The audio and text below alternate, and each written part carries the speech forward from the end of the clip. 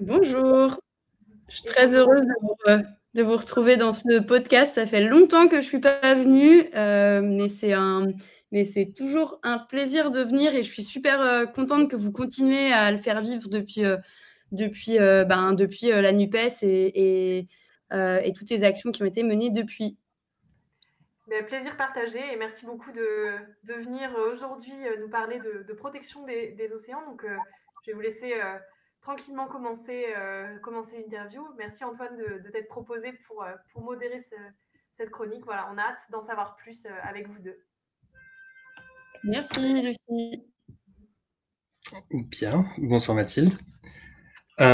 Du coup, pour commencer, peut-être pour ceux qui ne te connaissent pas, tu as fait Sciences Po Lille en 2017 et ensuite tu as travaillé dans les affaires publiques européennes, dans le médical. Tu as été élue conseillère des Français à l'étranger en 2021, puis sénatrice en 2023. Et c'est dans le cadre de ton travail de sénatrice que tu portes une proposition de loi pour la protection des océans. Mais peut-être avant d'en parler, est-ce que tu veux nous faire un petit état des lieux de la situation de la biodiversité marine aujourd'hui, son évolution au cours des dernières années et ce que nous racontent un peu les experts sur le sujet? Oui, merci Antoine pour cette petite présentation et puis aussi pour cette première question. Alors, j'aime bien commencer lorsqu'on parle de biodiversité marine et globalement de la situation des océans par rappeler ce que nous dit l'IPBES. L'IPBES, c'est le GIEC de la biodiversité qui nous parle des pressions principales qui sont aujourd'hui exercées sur les océans. Et il en identifie 4 premières qui sont d'abord la surpêche, ensuite l'exploitation des fonds marins, en troisième la pollution et puis en quatrième je ne me rappelle plus là tout de suite, mais ça va me revenir. Donc, on a vraiment en fait une surexploitation aujourd'hui de nos océans dans un contexte où en fait les océans c'est et les ressources qui sont associées à ces océans c'est une ressource pour une partie très importante de la population sur la planète. 70% des humains habitent à côté des océans et c'est l'une des ressources primaires de protéines pour 1 milliard d'êtres humains. Et donc, c'est absolument essentiel que ce bien commun qu'est l'océan, que sont les ressources biotiques, eh bien, il soit préservé pour toutes et pour tous. Et aujourd'hui, en fait, on voit à travers la surpêche, à travers la pêche illégale notamment, et puis à travers notamment les nouvelles annonces que nous a fait Donald Trump, par exemple, sur l'exploitation des fonds marins, que ces océans, ils sont en danger. La biodiversité marine, les études le montrent depuis déjà des décennies, elle est en chute libre à peu près dans tous les coins de la planète. Pour parler seulement de la France, on a 90% des grands poissons qui ont disparu en 50 ans. On a des stocks qui sont surexploités à 83% en Méditerranée. C'est plus de 60% sur la façade atlantique. Donc, on est vraiment dans une situation qui est pour nous critique et le sommet des Nations Unies qui s'est déroulé à Nice il y a quelques semaines maintenant, eh bien, c'était l'occasion pour nous, à l'échelle française et puis à l'échelle internationale, de nous emparer de cette question et d'essayer qu'il y ait une vraie mise en œuvre de politique de protection des océans à l'échelle internationale et à l'échelle française. Ok, et c'est donc à partir de ce constat-là que tu as décidé de porter une proposition de loi. Est-ce que tu peux nous dire ce qu'il y a dedans? Oui, cette proposition de loi, elle portait sur deux aspects principaux. D'abord, sur les aires marines protégées, qui a été, pour celles et ceux qui ont un petit peu suivi les débats autour de ce sommet des Nations Unies sur les océans et globalement tout le débat public autour des océans, qui est l'un des sujets majeurs aujourd'hui que nous avons en France. C'est-à-dire que Emmanuel Macron, en 2022, il nous a dit que 30% des eaux françaises étaient protégées. Mais la réalité, c'est qu'on a 1,6% des eaux territoriales françaises qui sont aujourd'hui protégées et 0,1% dans les eaux hexagonales. C'est-à-dire qu'en fait, la différence, c'est parce que la plupart des eaux réellement protégées, elles sont dans les Outre-mer, dans les terres australes françaises, qui sont des zones qui sont très importantes à protéger, mais qui sont aussi face à des pressions qui ne sont pas les mêmes que celles du territoire hexagonal. Et donc, ma proposition de loi, elle part de ce constat, de la nécessité aujourd'hui qu'on ait des eaux qui soient réellement protégées et que ces aires marines protégées, elles ne s'appliquent pas seulement sur des territoires qui soient loin de la métropole, mais qu'on la mette aussi vraiment en place sur le territoire métropolitain, où on a à la fois des pressions qui sont très importantes, 94% aujourd'hui des fonds océaniques dans l'Hexagone sont en cette situation détériorée. Donc, on a absolument besoin de cette protection. Et puis, c'est bien sûr un espace dans lequel on a des pressions et des groupes d'intérêt qui sont très forts, avec une pêche industrielle qui a les oreilles et voilà, direct des ministres en charge des questions des océans et de mer. Et donc, c'était pour nous important de mettre le gouvernement face à ses responsabilités, d'aligner à la fois les grands objectifs que le gouvernement se fixe à l'échelle française, à l'échelle internationale, pardon, avec une réelle mise en œuvre de ces objectifs à l'échelle française. Et donc, pour revenir un petit peu plus en détail, pardon, parce que je me suis un peu emballée, mais pour revenir un petit peu plus en détail, la proposition de loi que je faisais, elle demandait à ce qu'on ait donc 30% d'aires marines protégées, qui est l'objectif que l'on s'est fixé, et 10% en protection stricte. La protection stricte, ça signifie 10% des eaux françaises dans lesquelles il n'y aurait aucune activité industrielle, donc aucune installation, par exemple, de parcs éoliens dans ces espaces, mais aussi aucune pêche dans ces espaces, pas de passage de bateaux, par exemple, de croisière. Voilà, on laisse ces zones tranquilles.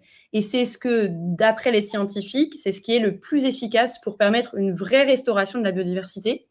Mais pas seulement de la biodiversité, c'est aussi ce qui permet à ce que les écosystèmes de pêche, notamment, enfin, les pêcheurs qui vivent de la bonne santé des écosystèmes marins, puissent avoir un effet bénéfique de la mise en place de ces aires marines protégées. Parce que ce que montrent les scientifiques, c'est que lorsque ces aires marines protégées, elles sont en protection stricte, elles sont réellement mises en place, il y a un effet bénéfique tout autour de l'aire marine protégée. C'est-à-dire qu'en fait, il y a un effet qu'on appelle un effet spillover, un effet de débordement en français. Les poissons, ils grossissent de plus en plus, ils se reproduisent de plus en plus, et puis au bout d'un moment, quand la zone protégée, elle a été bien... elle est en bon état, la biodiversité est en bon état, eh bien, les poissons, en fait, ils débordent. Donc, ils vont dans d'autres zones au-delà de l'aire marine protégée en protection stricte. Et c'est ce qui permet ensuite aux pêcheurs d'avoir une pêche qui soit aussi plus productive autour de l'aire marine protégée. Il faut savoir que les espèces de poissons, c'est pas pareil que les mammifères sur Terre. En fait, un poisson, plus il grandit et plus il fait d'œufs, mais de manière exponentielle. Et donc, plus on a des poissons qui sont grands, et plus ils vont faire des œufs, et donc plus en fait la ressource va se reconstituer. Et donc il y a un vrai intérêt, pas seulement, voilà, ce que j'essaye de dire à travers ça, c'est qu'il ne faut jamais opposer biodiversité et activité économique, mais en fait les relier. Et si on défend la biodiversité, c'est aussi pour que les activités qui sont associées à cette biodiversité, eh bien, elles puissent perdurer. Et notamment la pêche, mais aussi le tourisme qui est lié à ces aires marines protégées. Et du coup, ça, c'est un peu des bénéfices, on en parle un peu en théorie, mais c'est un peu compliqué pour nous de les comprendre. Est-ce qu'il y a d'autres exemples ailleurs dans le monde où ce genre d'idée a été implémenté et comment ça marche? Quels sont les retours d'expérience? Oui, il y a des aires marines protégées qui fonctionnent bien dans différentes zones du monde. Il faut savoir qu'en fait, le fait d'avoir ce type d'aires marines protégées, d'espaces dans lesquels il n'y a pas de pêche, c'est ce que un certain nombre de peuples autochtones ont fait et ont toujours fait depuis très longtemps. En fait, c'est juste réapprendre une gestion durable de nos écosystèmes marins. Donc, par exemple, en Polynésie française, qui font partie des grandes annonces que le président Emmanuel Macron a faites sur le fait qu'on protège de manière stricte un certain nombre d'aires marines, mais en fait, les Raouis, qui sont la manière traditionnelle de protéger certains écosystèmes des Polynésiens, eh bien, ce sont des aires marines protégées en protection stricte, dans lesquelles on interdit toutes les activités et qui sont des espaces qui sont considérés comme sacrés. Donc, c'est l'un des premiers exemples. Et puis, dans le monde anglo-saxon, on a eu déjà depuis les années 70 la mise en place de réserves naturelles intégrales ou en protection stricte. C'est à peu près la même chose. Et donc, on en a, par exemple, en Nouvelle-Zélande, en Australie, mais aussi aux États-Unis. Et vous avez peut-être entendu parler du déclassement par le président Trump de certaines aires marines protégées des États-Unis, mais en fait, c'était des aires marines protégées qui fonctionnaient très bien, qui étaient protégées depuis très longtemps et qui étaient aussi des exemples, notamment autour d'Hawaï, qui étaient des exemples d'aires marines protégées qui étaient très étudiées par les chercheurs parce qu'elles avaient une efficacité qui était aujourd'hui démontrée. Et c'est important d'avoir ces exemples pour nous, parce que sur la façade atlantique, on n'a aujourd'hui aucune aire marine strictement protégée.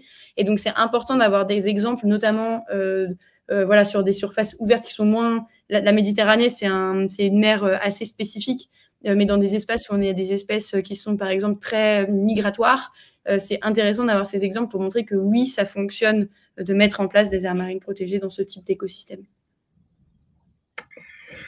Et donc, en partant de l'international, dans quel contexte européen et international est-ce que ça s'inscrit? Tu as parlé un peu de l'ONU, est-ce que tu veux développer un peu ce qui s'est passé?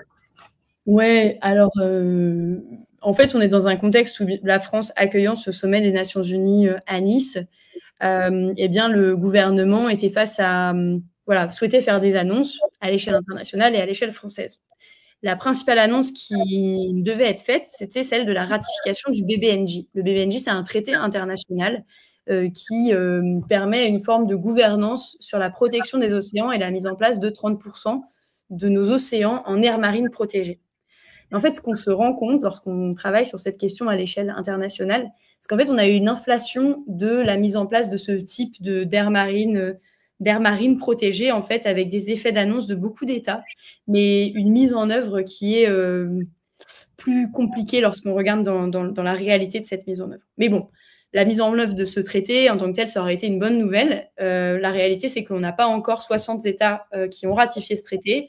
Apparemment, normalement, d'ici la fin de l'année, nous aurons 60 États qui auront ratifié le traité et qui donc permettront la mise en œuvre de ce traité international. C'est bien, mais l'objectif, il n'a pas été atteint sur le volet international.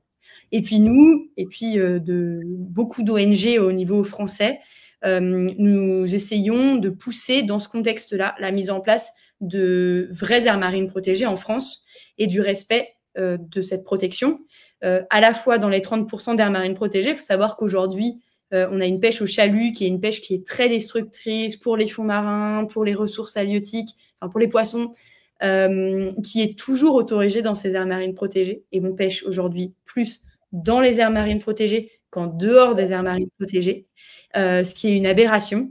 Et donc, on demandait à ce qu'on ait aujourd'hui une vraie définition des aires marines protégées. Nous étions à une conférence internationale, et prenons les standards internationaux de ce qu'est une aire marine protégée. Une aire marine protégée dans laquelle il y a de la pêche au chalut, ce n'est pas une aire marine protégée en fait. Donc, soit il faut la déclasser, soit il faut réellement la définir et réellement la protéger. Et l'UICN, dont la France est membre, qui est une organisation internationale qui travaille sur la protection de la nature, elle a des critères qui sont très définis de ce qu'est une aire marine protégée. Et donc, les annonces qu'a fait Emmanuel Macron à travers ce grand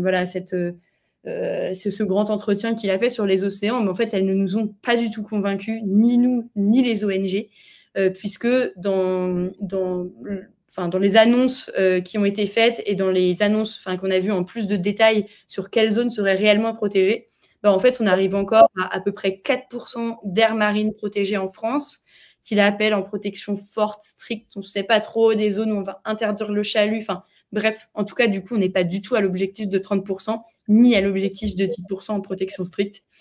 Et donc, on est quand même vraiment déçus. Et d'ailleurs, il suffit de voir les réactions des lobbies de la pêche industrielle pour se rendre compte de la déception qu'on peut avoir de ces annonces, puisque les lobbies de la pêche industrielle ont globalement indiqué être tout à fait en accord avec l'approche de la protection forte à la française, forte qui veut un peu rien dire, c'est un terme qui n'existe pas lorsqu'on parle d'aires marines protégées à l'échelle internationale. Nous, on parle de protection stricte. Et être d'accord avec le fait qu'on ait des aires marines protégées au cas par cas. Le cas par cas, on sait bien, lorsqu'on ne se fixe pas de vrais objectifs contraignants à l'échelle française, ils ne seront pas mis en œuvre sur le long terme. Alors, on en est déçu, et la proposition de loi que j'ai déposée sur ces aires marines protégées, elle n'a pas été acceptée, elle n'a pas été votée, et un signal de plus qui montre qu'au-delà des grandes annonces, la vraie mise en œuvre de ces politiques par le gouvernement français, aujourd'hui, elle laisse à désirer. Donc, c'était un peu ma dernière question. Le 12 juin, tu as porté cette proposition de loi au Sénat. Il s'est passé quoi? Qui a voté pour? Qui a voté contre? Les socialistes et les écologistes ont voté pour, et le reste du Sénat a voté contre cette proposition de loi. C'était assez, franchement, c'est assez déprimant, mais bon, comme vous pouvez vous en douter, dans un Sénat très conservateur, c'est quand même très compliqué de mobiliser les gens sur les questions écologiques. Mais l'un des points qui était pour moi important, c'est que j'ai pas beaucoup parlé des aires marines protégées, mais un des autres aspects de ma proposition de loi, c'était l'interdiction des bateaux de plus de 25 mètres de la bande des 12 000. Donc, en gros, que les énormes bateaux-usines de la pêche industrielle n'aillent pas pêcher proche des côtes. Donc, 12 000, c'est à peu près 20-25 km. Et que cette zone, elle soit réservée aux pêcheurs artisans, aux plus petits bateaux. Et le fait que le Sénat retoque aussi cette mesure-là, qui était une mesure qui est demandée par les pêcheurs artisans, notamment dans la Manche, qui sont ceux qui sont les plus mis sous pression par cette pêche industrielle, qui n'est même pas française, qui est une pêche industrielle avant tout néerlandaise. Mais en fait, c'était un signal de plus que les sénatrices et les sénateurs du bloc conservateur, eh bien, ils suivent sans sourciller la position des lobbies industriels, qui sont des lobbies industriels français et européens, en fait, et qui ne sont pas là pour préserver la biodiversité. Moi, mon objectif, c'était de faire passer cette petite mesure-là pour que, éventuellement, le texte puisse être repris et amélioré à l'Assemblée nationale. Malheureusement, ça n'a pas été possible, mais ça montre encore une fois, et la position du gouvernement l'a aussi montré, que lorsqu'on sort des grandes annonces internationales, la réelle mise en œuvre d'une protection de nos océans, elle n'est aujourd'hui pas mise en œuvre par le gouvernement, pas mise en œuvre et pas une priorité pour Agnès Pannier-Runacher, la ministre de la biodiversité et de la mer, de la transition écologique aussi, et qu'il faut qu'on puisse continuer à se battre, et peut-être que ce sera mon message de la fin, il faut qu'on continue à se battre, ONG, politiques, pour qu'une réelle protection de nos océans soit mise en œuvre. En fait, c'est notre avenir qui est en jeu. L'océan, c'est un puits de carbone énorme, c'est 30% de nos émissions de gaz à effet de serre qui sont absorbées par les océans, qui sont face à des pressions qui sont énormes. Et si on ne les protège pas, en fait, c'est une partie de notre avenir qu'on hypothèque. Eh bien, merci beaucoup pour ce résumé, et j'espère, oui, qu'en parlant, ça fera bouger les choses. Et puis, à bientôt sur le podcast, j'espère. Merci Antoine, et merci à toutes et à tous pour cet accueil.